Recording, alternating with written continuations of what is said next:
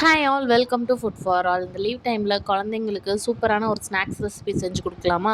வாங்க அதை எப்படி பண்ணுறதுன்னு பார்க்கலாம். ஃபஸ்ட்டு அதுக்கு 1 கப் உளுந்து, ஒரு 1/2 கப் போல் பச்சரிசியை நல்லா தண்ணியில் ஒரு 2 மணி நேரத்துக்கு ஊற வச்சுக்கலாம்.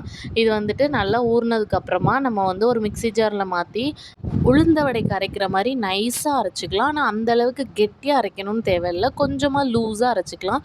கொஞ்சம் தண்ணியாக இருக்க மாதிரி அரைச்சா தான் பால் பணியாரத்துக்கு வந்துட்டு அந்த உருண்டைகள் வந்து ரொம்ப சாஃப்டாக இருக்கும்.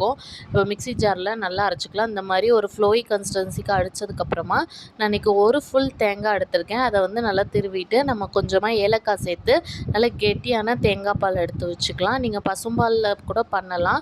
ட்ரெடிஷ்னலான பால் பணியாரம் ரெசிபி வந்து தேங்காய் பாலில் தான் பண்ணுவாங்க.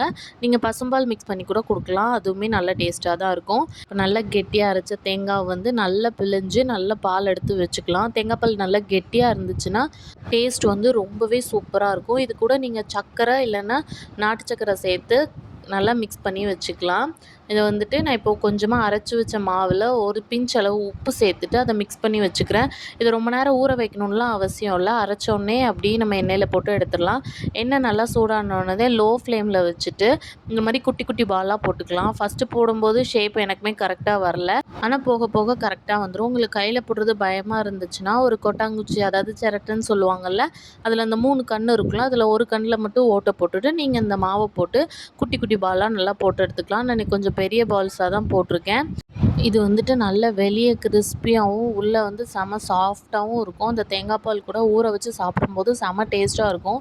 பாருங்கள், இந்த அளவுக்கு உள்ளே சாஃப்டாக இருக்கும். இப்போ நம்ம எல்லா பேட்சையுமே போட்டு பொரித்து எடுத்து தனியாக வச்சுக்கலாம். இப்போ நான் வந்து தேங்காய் பாலில் கொஞ்சமாக சர்க்கரை கலந்து எடுத்து வச்சுருக்கேன். இப்போ நல்லா சர்க்கரை கரைஞ்சதுக்கப்புறமா நம்ம ஆல்ரெடி பொரித்து வச்சுருக்கோம்ல இந்த வெள்ளை பணியாரத்தை, அதை வந்துட்டு நம்ம இந்த பாலில் சேர்த்துடலாம். தேங்காய் பாலில் நீங்கள் பசும்பாலில் கூட நீங்கள் சேர்த்து பண்ணலாம், சூப்பராக இருக்கும். இப்போ எல்லாத்தையும் போட்டுட்டு அட்லீஸ்ட் ஒரு 10 மினிட்ஸாவது ஊற வச்சு சாப்பிட்டிங்கன்னா தான் அந்த இனிப்பெல்லாம் உள்ளே இறங்கி பாலெல்லாம் நல்லா ஊறி அந்த பால் பணியாரம் வந்து டேஸ்ட்டாக இருக்கும். இது ஓரளவுக்கு ஹெல்த்தியும் கூட, இந்த மாதிரி நல்ல ஃபில்லிங்காகவும் இருக்கும். கண்டிப்பாக குழந்தைங்களுக்கு ஈவினிங் டைமில் செஞ்சு கொடுங்க. இந்த மாதிரி சிம்பிளான ரெசிபிஸ் பார்க்க நம்ம சேனலை மறக்காமல் சப்ஸ்கிரைப் பண்ணிக்கோங்க. உங்களை இன்னொரு வீடியோவில் பார்க்குறேன். அது வரைக்கும் பாய்.